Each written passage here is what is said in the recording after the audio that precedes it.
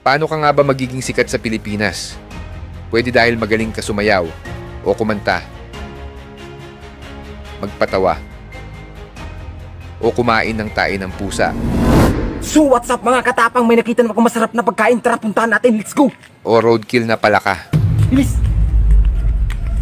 Ayan, pakita mo, mukbang palaka na sagasaan, masarap to, ayan oh! Wow! Ayan, lapit mo dito. Iba yung kalasa. Lapit mo dito. Siya si Ronnie Suwan o mas kilala bilang Boy Tapang. Nakilala siya sa kanyang katapangan. Katapangan na kumain ng kung ano-anong nakakadiri at nakakasukang mga bagay. Every video was a challenge to human limits. Unti-unti, Boy Tapang wasn't just an internet personality. He became a controversy machine. And sa mundo ng social media, minsan, ang pinakadelikado ay kapag hindi mo na alam kung content pa ba to or addiction to attention. Sa kasagsagan ng kanyang kasikatan, Boy Tapang became unstoppable. Every post, million views. Every reaction video, trending. Influencers wanted to collab. Brands wanted a piece of him.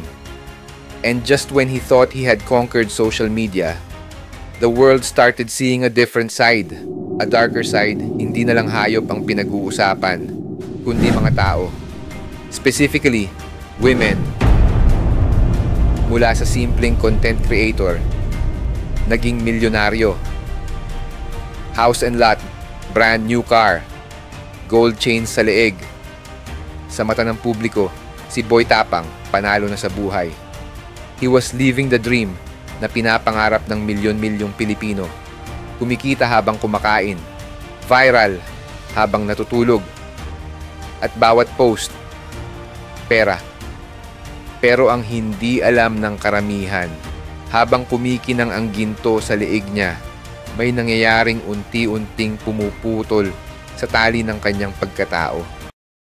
Sa social media, lahat ng nakikita mo, edited, pero sa likod ng camera, unedited ang realidad. Pero tulad ng sinasabi nila, kapag sobrang bilis ng pag-angat mo, mas mabilis ang pagbulusok kapag wala kang kontrol. At dito nagsimula ang tunay na kontrobersya. Lumabas ang mga babae na nagsasabing sila ay inabuso ni Ronnie Suwan.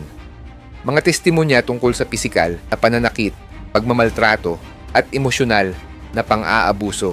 Ayon sa mga pahayag, siya raw ay seloso, marahas at may ugaling hindi makontrol kapag nagagalit. May mga allegation ng pananakit, pagbabanta at panggagamit. Ang dating tinitingala bilang simbolo ng tapang, ngayon tinatawag ng abusado. Public sympathy turned into public outrage. Hashtags against him started trending. Brands quietly backed out.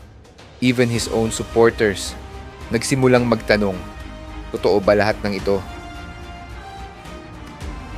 Pagkatapos ng kanyang pag-angat isang araw, biglang nagbago ang tono ng social media.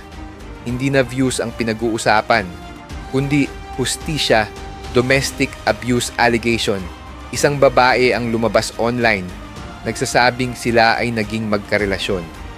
Ayon sa kanyang pahayag, nakaranas siya ng pisikal at emosyonal na pang-aabuso kay Ronnie Suwan. Sunod na lumabas ang isa pang babae.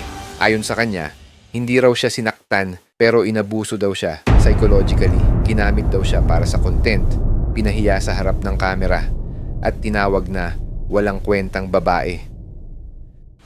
Ang social media sumabog sa galit. Hindi masama ang mangarap. Hindi bawal ang umasenso. Pero ang tunay na sukatan ng tagumpay ay hindi views, hindi pera, hindi trending topics, kundi karakter.